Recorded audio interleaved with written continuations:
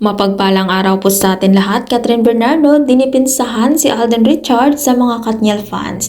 Catherine, ipinagtanggol si Alden sa Katniel fans na walang sawang bumabatikos sa kanya. At simula nang naghiwalay si Danielle at Catherine, hindi na nawawala ang Katden sa social media. At laging viral kahit tahimik lamang sila. Hindi naman halingid sa kaalaman na meron pa rin na Katniel fans ang hindi matanggap na meron na agad collab team si Catherine. Kaya naman nababash na nila si Alden dahil dito at ang masakit pa ay paratangan na bakla si Alden. Hindi bali kasi magkumari lang naman daw si Alden at Catherine. Ako po.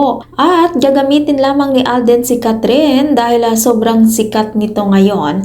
At kagaya ng mga ginawa ni Alden daw sa mga niligawan niya, paasa kuno si Alden. Dahil na rin sa mga nababasa at naririnig ni Catherine, hindi na ito nakapagpigil pa at dinipinsahan si Alden sa mga Katniel fans. At pahayag ni Catherine, hindi naman masama magbigay ng komento or opinion at naiintindihan at nirerespeto niya ang mga saloobin ng Katniel fans at ibang tao. At sa Katniel fans naman, matagal na silang nakasubaybay kaya Danielle at Catherine, tas biglang maghihiwalay kaya masakit talaga para sa kanila.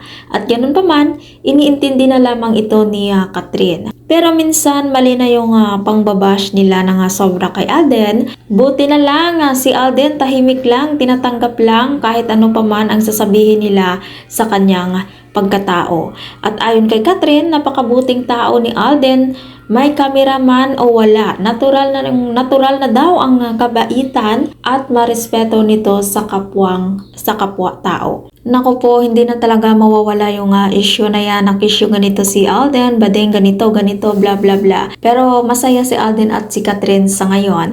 At sa Katniel fans dyan, nako po, sabay-sabay na po tayong mag-move on. At kung hindi pa nakasubscribe ng aking channel, mag-subscribe ka na sa aking channel, Ives K. Velasco. Maraming salamat at mapagpalang araw po sa ating lahat.